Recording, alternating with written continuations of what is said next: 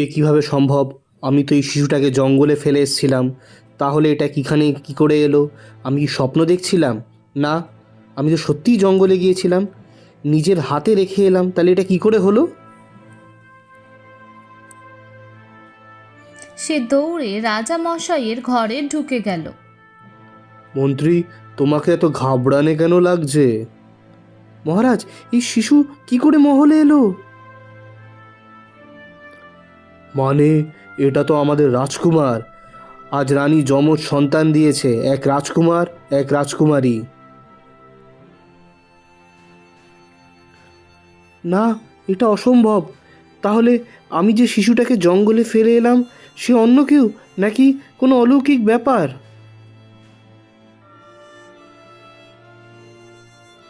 অনেক দিনের কথা।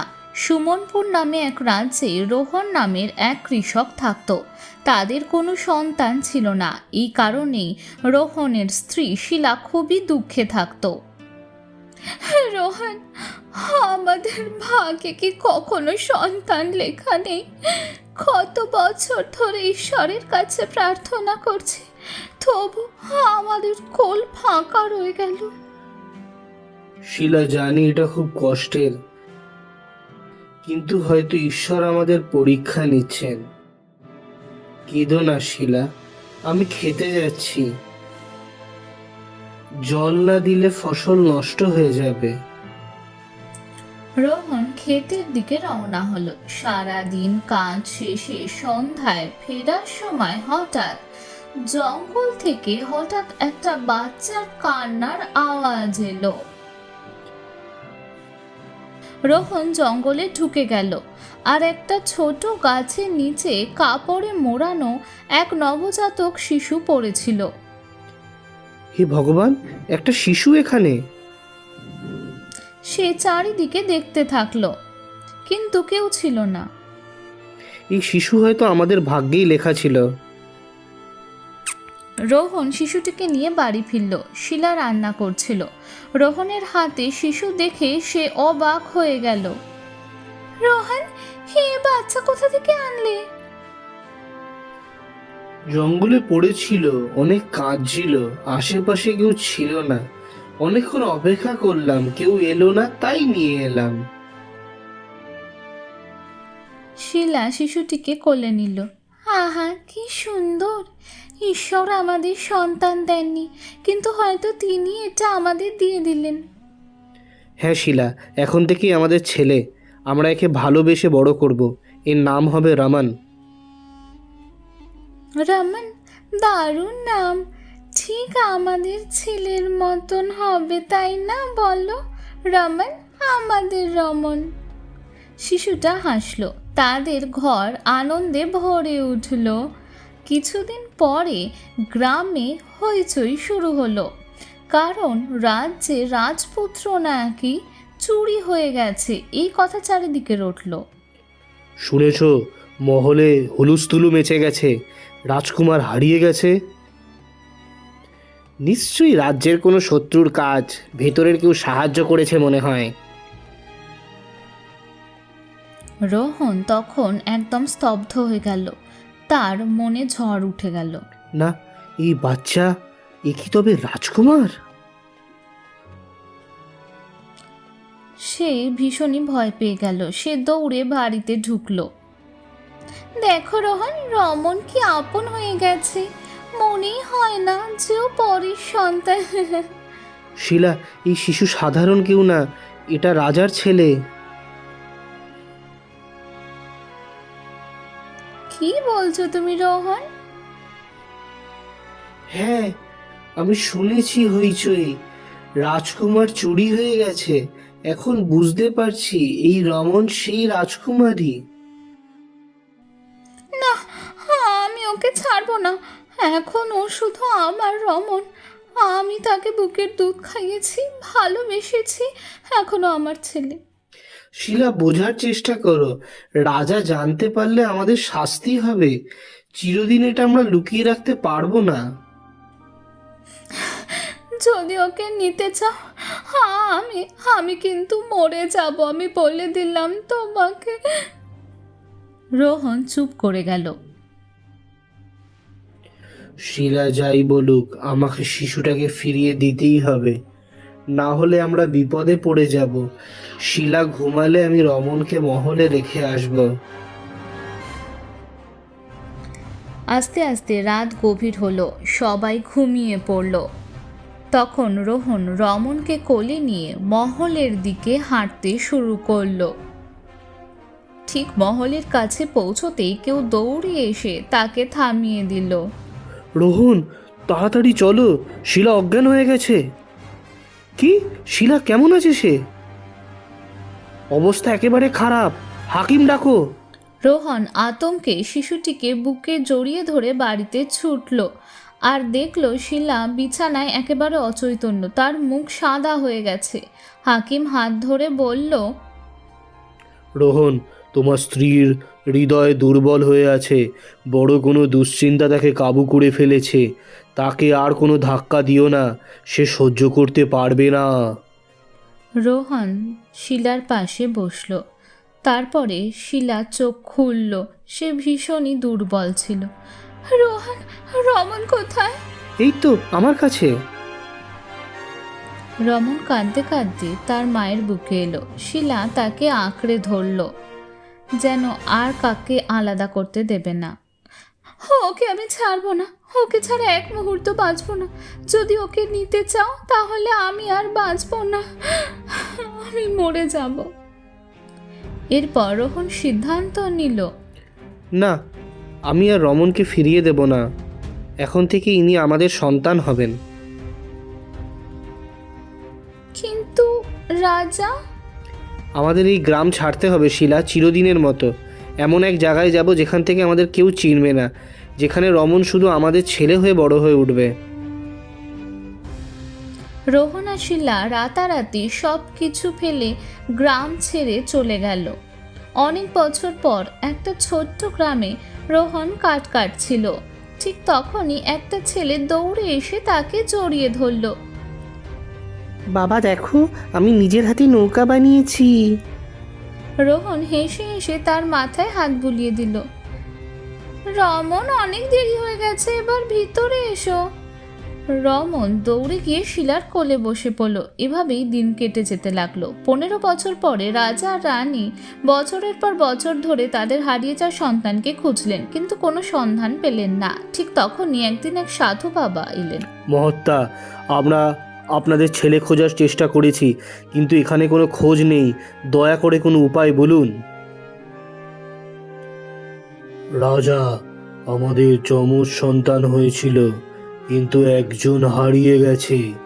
যদি রাজকুমার তার 21তম জন্মদিনের আগে না পাওয়া যায়, অথবা সে পৃথিবীতে না থাকে, তাহলে রাজকুমারীও বাঁচবে না। না, এটা কি বলছেন? আমার মেয়ের কিচ্ছু হতে পারে না। দয়া করে কোনো উপায় বলুন মহাত্মা। উপায় আছে। রাজকুমারীর পথে বেরোতে হবে। যাত্রা কঠিন হবে, বিপদ থাকবে, কিন্তু তার ভাইয়ের অস্তিত্বের চিত্র পাওয়া যাবে শুধু সেই পথেই। সব কথা শুনে রাজকুমারী সৌমিয়া সেখানে এগিয়ে এলো। মা, বাবা, আমি নিজেই আমার ভাইকে খুঁজতে যাব। পথ যদি কঠিনও হয় তবু আমি ভয় পাবো না। না মা, সেই পথে ভয়ঙ্কর দানব, অদ্ভুত মানুষ আর অজানা রহস্য লুকিয়ে আছে মা। সব হবে মা, আমার ভাই জন্মের পরই এত কষ্ট পেরিয়েছে, আমিও পারবো। আমি তাকে ফিরিয়ে আনবো। যদি এটাই নিয়তি, আমি তবে তোমায় আটকাবো না, কিন্তু মনে রাখবে, এ শুধু যাত্রা নয়, তোমার পরীক্ষা। রাজকুমারী যাত্রা শুরু করলো। অনেক হাঁটার পর সে এক বৃদ্ধ লোককে দেখতে পেল, যে আহত হয়ে পড়েছিল। মেয়ে, একটু সাহায্য করো, অনেক দিন ধরে না খেয়ে আছি। রাজকুমারী নিজের খাবার আর জল বের করে তাকে দেয়। হঠাৎই সেই লোকটি হাসতে হাসতে ভয়ঙ্কর দানবে হঠাৎ করেই রূপ নিয়ে নেয়।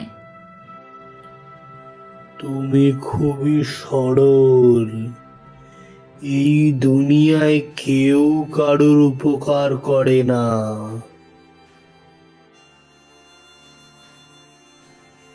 সে তখন তার তলোয়ার বার করে, কিন্তু সেই লোকটা ধোঁয়াতে বদলে চলে যায়।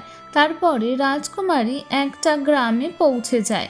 সেখানে সে দেখে যে ওখানে অনেক লোক আছে। আমাদের কোনো খাবারের কিছু নেই রাজকুমারী, দয়া করে সাহায্য করুন।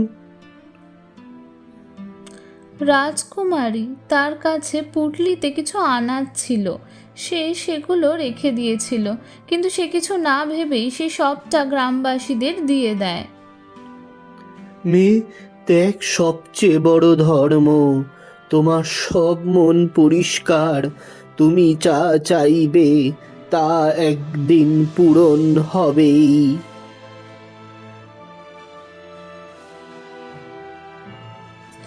ওইদিকে রমন খুবই অসুস্থ হয়ে পড়ল, যার জন্য রোহন ভীষণই দুশ্চিন্তায় ডুবে গেল।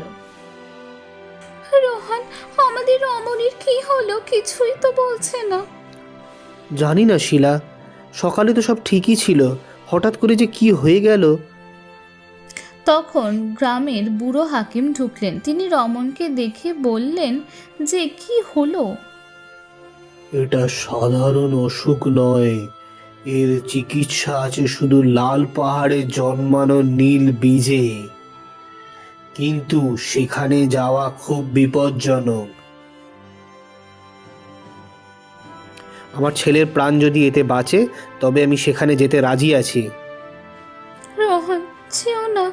শুনেছি ওখানে মায়াবী প্রাণী থাকে, সেখান থেকে কেউ ফিরে আসে না।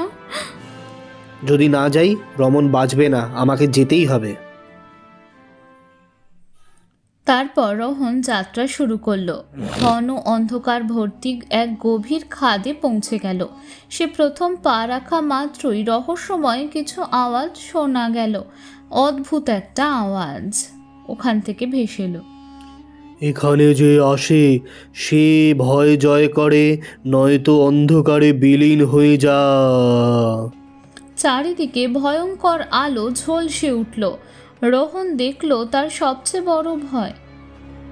এগুলো সব মায়া, ভয় পেলে চলবে না, আমাকে এগিয়ে যেতেই হবে। যখনই সে অন্ধকারে গভীর শ্বাস নিয়ে এগিয়ে যেতে লাগলো, তখন অন্ধকার মিলিয়ে গেল আর পথ পরিষ্কার হয়ে গেল। তারপরে অন্ধকারের পর আগুনে জ্বলতে থাকা একটা বিশাল একটা বৃক্ষের কাছে চলে এলো, যেটা আগুনে জ্বলেই যাচ্ছিল। কিন্তু এটা কোনো সাধারণ বৃক্ষ ছিল না, সেটা পুরোপুরি জ্বলছিল। তার কাছে যাওয়ার কোনো রাস্তা ছিল না। তখন রোহন তার কাছে যায়। তখন সেই বৃক্ষটা একটা আওয়াজ আসে। তোমার যদি মন শুদ্ধ হয় আগুন তোমাকে ছুঁতেও পারবে না, কিন্তু তোমার যদি মনে লোভ থাকে তুমি ভস্ম হয়ে যাবে। আমি শুধু আমার ছেলেকে বাঁচাতে চাই, এটাই সত্যি। যখন সে পূর্ণ বিশ্বাস নিয়ে এগিয়ে গেল, তখন আগুন শান্ত হয়ে গেল আর রাস্তা পরিষ্কার হয়ে গেল। তারপর সে লাল পাহাড়ের গুহায় পৌঁছালো।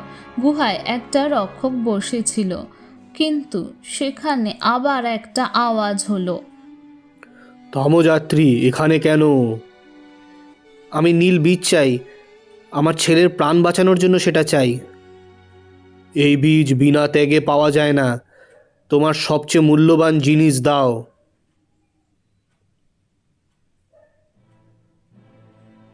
রোহন একটু ভেবে তার গলায় থাকা তার মায়ের দেয়া তাবিজ খুলে রাখলো। এটা আমার মায়ের শেষ স্মৃতি, কিন্তু এতে যদি আমার ছেলের জান বাঁচে আমি ত্যাগ করতে রাজি আছি। হঠাৎ আলো আবার চমকে উঠল আর একটা গাছের নিচে নীল বীজ ফুটে উঠল। তারপরে সেই নীল বীজটা দেখা গেল। তোমার ত্যাগ সত্য, বীজ নাও, আর এটা হাতে তুলে নিলেই তুমি তোমার গ্রামে পৌঁছে যাবে। এদিকে রমণের অবস্থা আরও খারাপ হচ্ছিল। শিলা বারবার প্রার্থনা করছিল। ঠিক তখন দরজায় শব্দ হয়। রোহন এসেছে, তার হাতে বীজ আছে। রোহন দৌড়ে এসে সেই বীজটা হাকিমকে দেয়। হাকিম ওষুধ বানিয়ে রমনের মুখ খুলে দিল। কিছুক্ষণ পরে রমন চোখ খুলল। রমন, ঠিক আছো না বাবা তুমি? মা, আমার খুব ঘুম পাচ্ছিল। ঠিক হয়ে যাবি বাবা, তুই একটু বিশ্রাম নে তুই। কিন্তু তার চেহারায় তখনও দুর্বলতা ছিল। ঠিক তখনই গ্রামের বাইরে হইচই শোনা গেল। এক মেয়ে জ্ঞান হারিয়ে পড়ে আছে। গ্রামবাসীরা দৌড়ে গিয়ে তাকে ঘরে তুলে নিল এবং সে একটা রাজকুমারী ছিল। গ্রামবাসী তাকে ঘরে নিয়ে এলো। এ তো রাজকুমারী সৌম্য, এখানে এলো কিভাবে?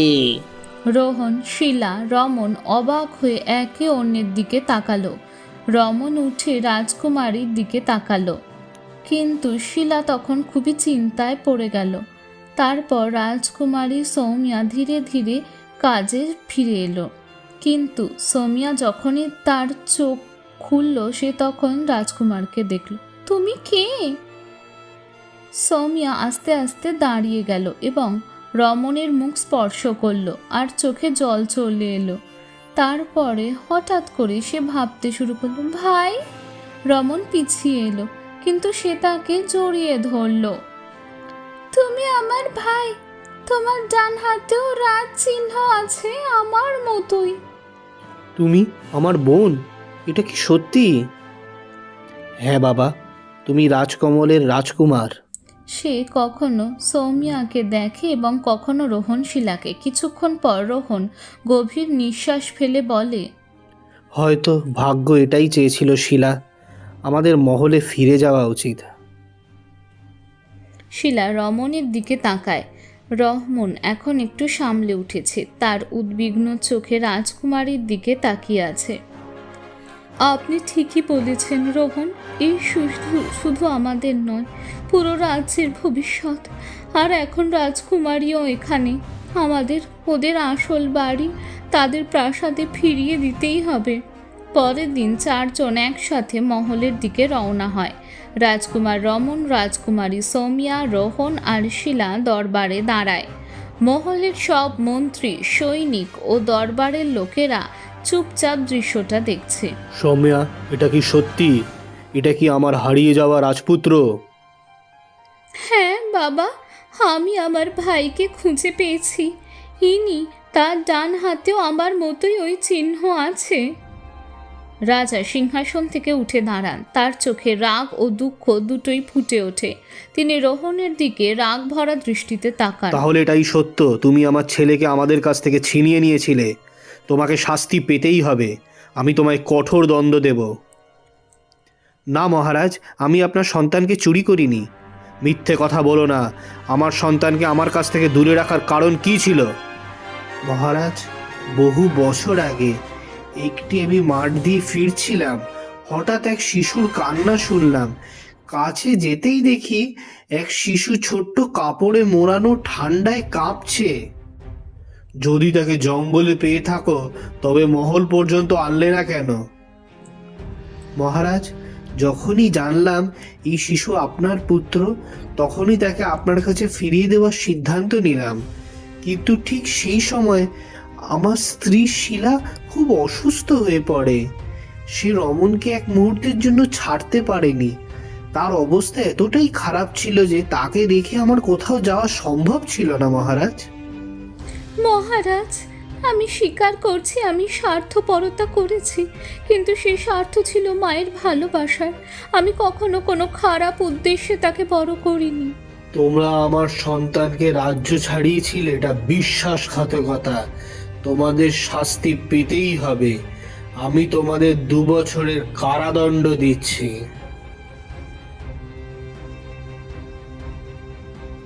সৈনিকেরা রোহন আর শিলাকে ধরতে এগিয়ে আসে। ঠিক তখনই রমন সামনে এসে রাজার সামনে দাঁড়িয়ে পড়ে। তার চোখ জলে ভরে যায়। না বাবা, আমি ওদের শাস্তি দিতে পারবেন না। আমার জীবনের প্রতিটি কঠিন মুহূর্ত এরা আমাদের পাশে ছিল। ভালোবাসা দিয়েছে, নিরাপত্তা দিয়েছে। যদি এরা অপরাধী হয় তবে আমিও অপরাধী, আমি তাদের সাথে শাস্তি পেতে রাজি। বাবা, আমরা আমাদের ভাইকে ফিরে পেয়েছি, এখন কি তার পালনকারীদের শাস্তি দিয়ে আমরা আবার আরেকটা ভুল করব? মহারাজ, আমাদের সন্তান এদের কাছে থেকে ভালোবাসা লালন পালন পেয়েছে, এটা কি অপরাধ? রাজা গভীর চিন্তায় পড়ে যান। কিছুক্ষণের জন্য পুরো দরবারে নিস্তব্ধ হয়ে যায়। তারপর রাজা গভীর নিঃশ্বাস ফেলে গম্ভীর কণ্ঠে বলেন, রোহন, শিলা, তোমরা আমার সন্তানকে ফিরিয়ে এনেছ, কিন্তু এখন তাকে কোনো কষ্ট দাওনি, তাকে মা বাবার মতো ভালোবাসা দিয়েছ। এটাই সব থেকে বড় অপরাধ আর সবচেয়ে বড় নির্দোষতাও। তোমরা শাস্তি পাবে না, বরং আমি চাই তোমরা মহলেই থাকো। রমণের জীবনে এক নয়, দুই পরিবার থাকবে।